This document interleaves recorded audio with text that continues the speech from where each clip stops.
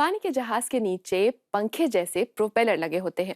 जब ये घूमते हैं तो उनसे पैदा होने वाली ताकत से शिप को पानी में चलने के लिए बल मिलता है। समुद्री व्यापार के बढ़ने के साथ ही कंटेनर शिप्स का आकार भी बढ़ा है। मशहूर टाइटैनिक जहाज में 3 प्रोपेलर थे, जिनमें सबसे बड़े का व्यास था 23 फीट। आज के जहाजों में इससे कहीं बड़े प्रोपेलर लगते हैं।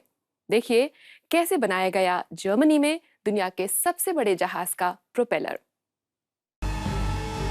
जर्मनी में दुनिया के सबसे बड़े जहाज का प्रोपेलर बनाया जा रहा है। प्रोपेलर 11 मीटर तक बड़े होते हैं और 130 टन तक भारी। अंत में सधे हाथों से उन्हें तराशा जाता है।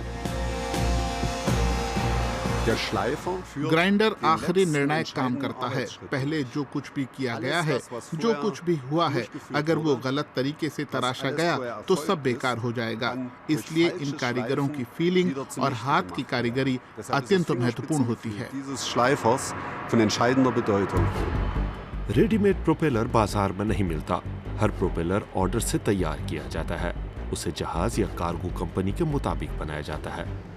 नए प्रोपेलर बनाने में कई महीने लगते हैं।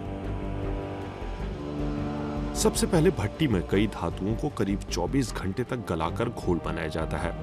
तांबे, एल्यूमिनियम और लोहे का सही अनुपात सालों के अनुभव का नतीजा है।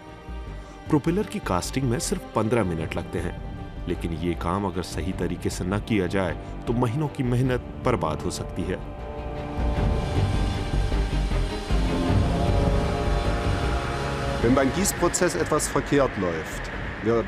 यदि कास्टिंग की प्रक्रिया में कुछ भी गलत हो जाए तो प्रोपेलर काम करने के लायक नहीं रहेगा और उसे फिर से कास्ट करना होगा। ऐसा कोई नहीं चाहता, इसलिए कास्टिंग से पहले उसे कंप्यूटर पर सिमुलेट किया जाता है ताकि पता चल सके कि ये प्रक्रिया कैसी रहेगी।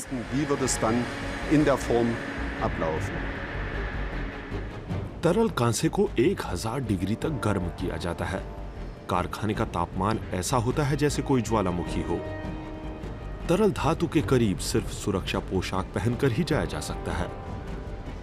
कुल 150 टन तरल कांसा गर्म किया जा रहा है। विश्व का सबसे बड़ा इंडक्शन फर्नेस भी इसे नहीं संभाल सकता, इसलिए कई सारे फर्नेस का इस्तेमाल किया जा रहा है। इसके बाद शुरू होती है कास्टिंग। कामगारों के लिए बहुत ही तनावपूर्ण समय होता है। तरल धातु को उड़ेलने में किसी तरह की रुकावट नहीं आनी चाहिए। खौलता कांसा कई बर्तनों से होकर पहले से तैयार कास्ट में पहुंचता है।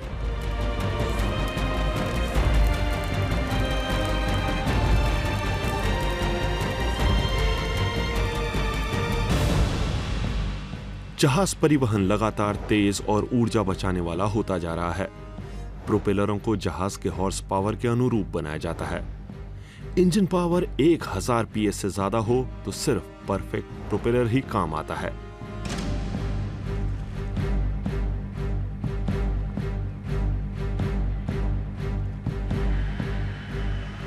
दो हफ्ते में विशाल प्रोपेलर सूखकर ठंडा हो जाता है।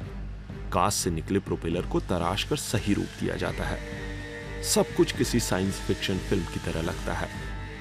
ग्राइंडिंग टूल्स को लगातार कामगार जॉयस्टिक की मदद से चलाते हैं। उन्हें बेहद सावधान रहना पड़ता है।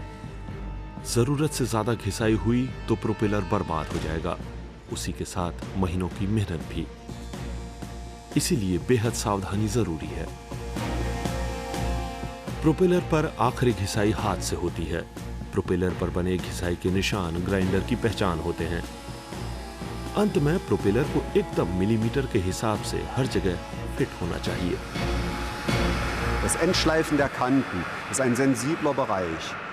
किनारों की आखिरी घिसाई बहुत ही संवेदनशील है, जो एक मशीन नहीं कर सकती।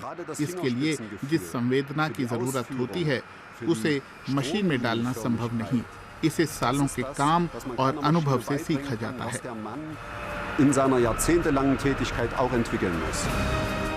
काम खत्म होने के बाद यही प्रोपेलर समंदर में विशाल जहाजों को यात्रा कराएंगे।